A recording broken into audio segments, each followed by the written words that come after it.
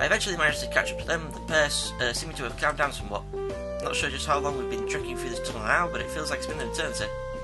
There wasn't even any guarantee that this would lead us to where we wanted to go. We went with blind faith, going off of my instinct alone. So if this turns out to be a massive waste of time, it's going to have been my fault. So far we haven't found anything to suggest we're on the right path. I feel despair begin to set in. What if we end up running into a dead end? Or worse, get stuck somehow? What if... Oh, hey! I think I see something up ahead. About time. Sakura's cheerful voice nets me out of the dark, unnecessary thoughts. I guess I really should trust my own instincts a little more sometimes. True to a word, I can begin to see light seep into the tunnel as we inch ever closer to our goal. Just a little more and... Ooh. I drag myself out into a much larger opening, Sayaka and Hikari already on their feet as they take the time to stretch. Woof! That was quite a journey.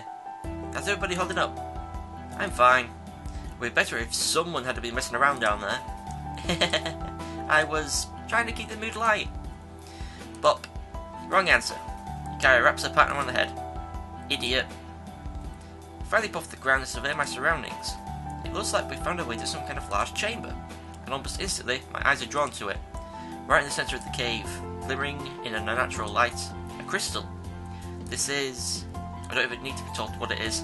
I already know. It's her. The one behind all this madness. The supposed Dark Queen. Annie Leonhardt? Even just looking at the crystal is enough to make my head spin and for it to tear open. I feel like I'm going to be sick. My mind is set aflame with a raging cry. Her cry. A cry of sheer burning hatred. There are no words to pick up on. Just an incoherent garble of screaming and curse. I said that weirdly. I thought I was reading it wrong. I never had to read out the word garble. This is it. We finally reached it. I just thought this wasn't for all. But this is over. I can go back to living my carefree life. She's the last obstacle. I can do this. I murmured to myself, I tightened my face in an effort to still the trembling. It's funny how crazy things have turned out these past few days. To think those headaches would have led to all of this. All those weird dreams. I've never dedicated myself to anything before. Never been one to put in anything more than the minimum amount of effort required of me in life. Yet here I am risking my life and possibly the entire world for something I'm not even entirely sure I can pull off. I don't know what's gotten into me recently. Those girls really are a bad influence on me, making me do such crazy things. I heave an unsteady breath. I just about keep myself standing in the face of this pure evil. It's okay. I can do this. Just to keep telling myself that. I can do this. I can do this? Crap. The doubt's beginning to set in. How can I do this? I'm not a mage. I don't know any magic. I'm not even sure if I remember what they told me correctly. Someone sets their hand on my shoulder, rousing me from my thoughts. Kenta? It's Sayaka. Her face is brimmed with the usual optimism I've come to expect from her, even in the face of evil. Don't worry, we can do this. Together. A second hand lands on my free shoulder, more awkwardly than the previous. Yeah, what she said. It's Hikari, of course. Even behind the tinge of red that paints her face, I can see her limitless determination shine through. You got nothing to fear with us at your side. Yeah. I nod, their words calming me. You're right, we've come this far. Just a little bit more and then it's all over. Thanks guys, for everything. I wouldn't even be standing here today if it weren't for you two. I owe you both, big time. Well I think we could discuss an appropriate reward once this is all over. Reward? Hikari falls silent at the prospect. Suspiciously so. Gosh, Hikari, what sort of reward did you have in mind? Your face is going all sorts of interesting colours. Nothing. Absolutely nothing. Kenta's thanks are all we need. We were just doing our job after all. Smooth. She jabs at Hikari's side with a teasing look. It's probably better I don't ask. Right then, let's get to it. Got it. I think I remember everything for this resealing. You'll be fine. But if on the off chance you goof things up, we'll help you through it, okay? That makes you feel a bit better. But I have to make sure I get it right on the first try. It can't be a burden. Not now. We carefully make our way to the centre of the cave where my worst nightmares lie.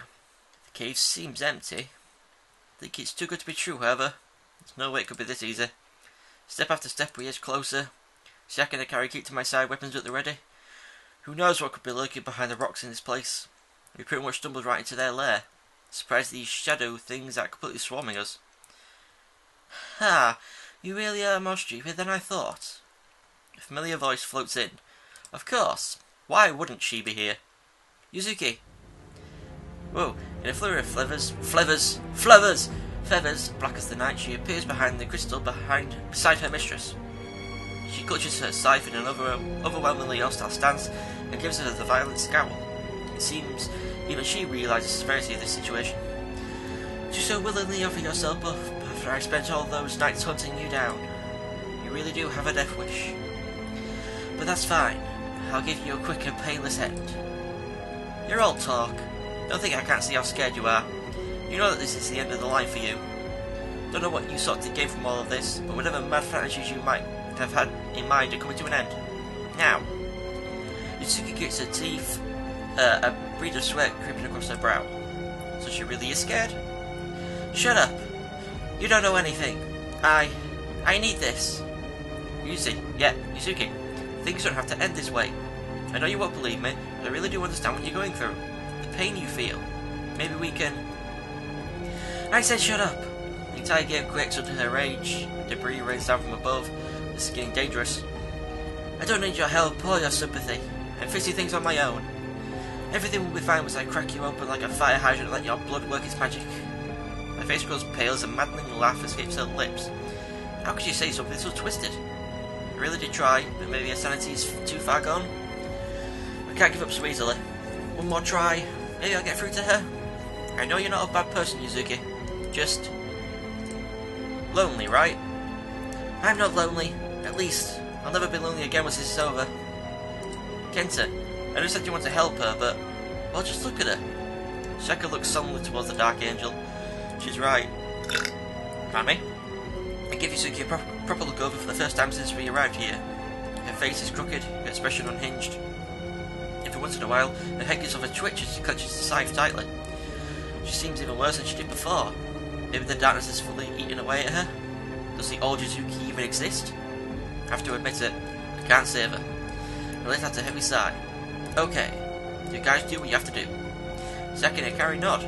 They understand that it's going to be a fight with consequences. There's no running away. Each side has too much at stake now. I feel like perhaps you're underestimating me. I said it wrong twice. It's true I had to shamefully turn tail at our last encounter, but Yuzuki grunts and a dark aura begins to set in around him. This is new. We're fighting on my home turf. I have a direct connection to her here. I can feel her within me. I can't lose now. Not with her on my side. Slits out another crazed laugh as the cavern gives a violent rumble. Don't think this is all talk. Saki and Akari might really have their work cut out here. Now then, die! Yuzuki closes distance between us in the blink of an eye, and here's a scythe up high. I can't tell if she's aiming for me specifically, hoping to catch us all in a single crushing blow. Well, look out! Sayaka tugs at my arm and pulls me away, and Akari jump into the opposite side. The ground where I was standing just moments ago is shattered, only a crater with a small ring of dark magic remaining in the wake of her scythe. Unreal. Sayaka hadn't reacted in time. I shudder to think. Yuzuki sets her sights on me again, lifting the deadly scythe up for another attack. I wonder if the other girls are even registering in her crazed eyes right now. I must be the top priority. If she gets me, she wins. She attempts to kick off the ground, but Akari bursts from the side and catches her off guard, locking blades with her. Oh no, you don't. If you want him, you have to get through me first. That can be arranged. The pair grit teeth as they push against one another, the magic practically crackling around them in a fierce storm. Yuzuki must be stronger than ever right now, yet Hikari seems to be able to stand the ground. Her feet sinking slightly into the ground as the pressure pushes against her. She must be pushing well past her limits to be able to stand a chance against this monster. You can already see the strain that must be putting on her body as sweat ticks over her face. Go! I'll hold her! Off! You guys! End this! She hisses through gritted teeth, her feet beginning to slip. Hikari! You can't possibly! I said go! The voice booms and the magic around her violently crackles. I've never seen her like this before. Or do you want all this to be for nothing? I can keep her at bay for a little while longer. No problem. That's... I give her a weird look, but Sayaka tugs at my arm once more and urges me towards the crystal. Come on, she's right. She's tougher than she lets on. I'm sure she'll be fine. Sayaka doesn't sound so sure of that herself. I just have to trust in Hikari and end this before she slips up. I nod and we hurry ever closer to the centre of all this chaos. I can still hear the clash of magic behind me, along with pained cries. I can't look back now though. She'll be fine. We're almost there. Just a few more steps closer and... Oh, you've got to be kidding me. Sayaka preps her bow and shoots a sharp look towards the rocks scattered around the distance. Huh? What do you mean? Oh, God, they're back. Harsh, guttural growls fill the air, and several of those demonic, almost dog-looking shadows have encountered before make their presence known. And several more. The circle is and block off the crystal completely. Great. Okay, this is not a problem. We end up back to back, and we face off against the ever-inclusive circle of shadows. Their fangs are burned, and there's nothing but hate for us in those burning eyes of theirs. I should have known things were going to be I can't talk! Words going to be this easy. Ow, my wrist. Of course I wasn't going to just rely on Yuzuki to defend her. Any, ideas? I was going to ask you that. I think we know we're done for when we have to rely on me for ideas. Please tell me you're joking. The monsters close in. They're acting like an intelligent pack of sorts, showing there's no escape for their prey. I was going to say no way for their prey to escape, either way. Oh, I've got it! Why didn't I think of it sooner? It's a glimmering light as Sayaka's bow fades out of view, and it feels like begin to form on her back. Ah, the wings! Of course! We can just fly out of this. As much as I hate flying, I wanted to make an exception this one time. Hold on tight, Kenta. I take a solid grip above Sayaka's hands and she kicks off at the ground, right as the shadows around her decide to make their move. It's a close call. Just about feel the snarling heat from one of the savage beast growls as we lift into what little vertical space we have in the cave. That was easy enough. Next stop, the Dark Queen. Yourself in the air, our girl in sight. Okay, I think we might actually make it this time. Ah! Sayaka lets out a pain, gasping our momentum crash to a halt. Her grip loosens considerably on one of my hands. Sayaka? Ah, this is no good. One of them must have nicked me on the side before we could get away. She forced out an awkward laugh and began to bubble in the air, her grip on my other hand also slipping. I'm not sure how much longer I'll be able to keep us up here. I throw a glance down to see this snapping pack of savage monsters almost right at our heels. Things are looking bleak. Sayaka debates something as we sink ever lower to our demise.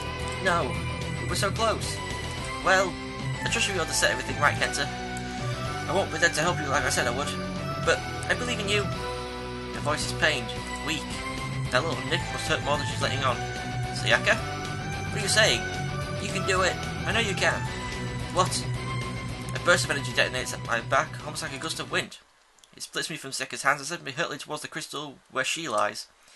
Sayaka must have known she wouldn't be able to carry me here, so she boosted me across with magic? But then what happened to her?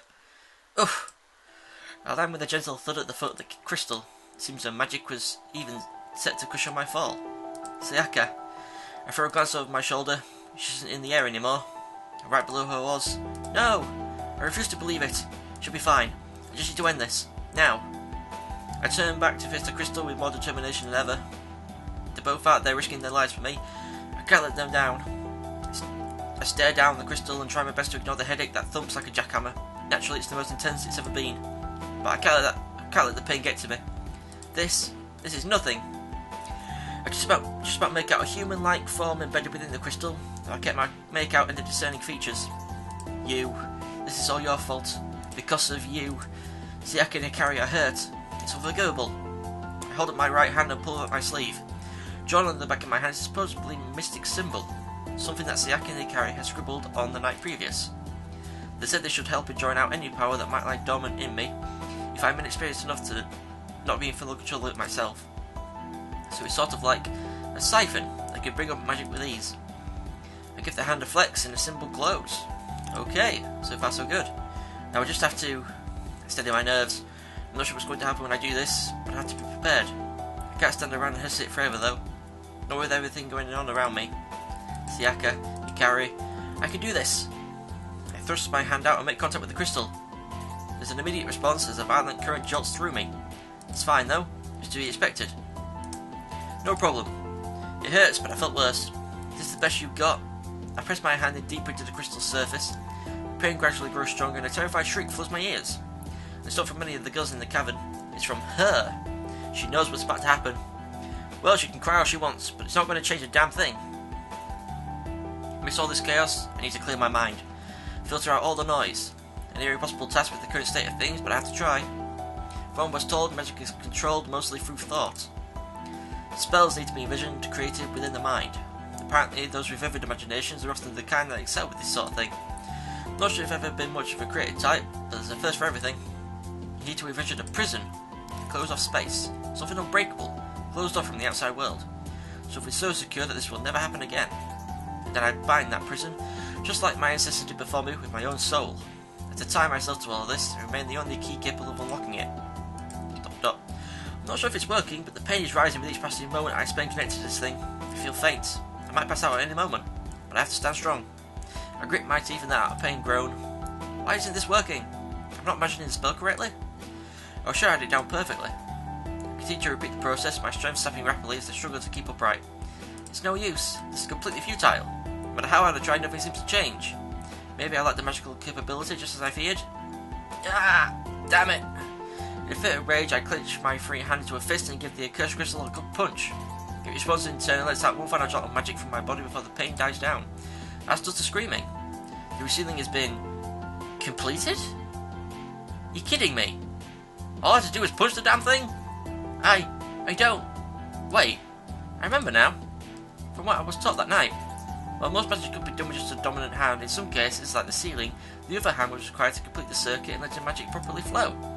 How on earth did I forget something as simple as that at such a crucial time? I'm such an idiot. I almost feel like laughing. In fact... Having perhaps finally lost it all after all the things I've been subjected to in these recent days, I let out a feeble laugh as I topple over backwards, the strength draining from me completely. As the darkness takes over, I pass out at least safe in the knowledge that I did it. I actually won. ...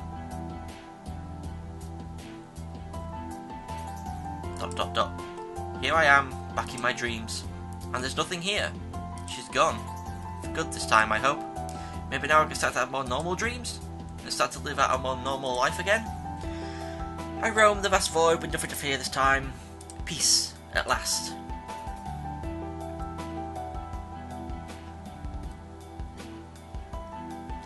I slowly come to my senses. I'm on a cold, rough and even surface. Stones scatter as I try to move my legs. Where am I? I don't. I scrape through my harsh light to try and make sense of things. It's a bit late to be sleeping in, don't you think? A cheerful voice chirps, rousing me to my senses. It could be none other than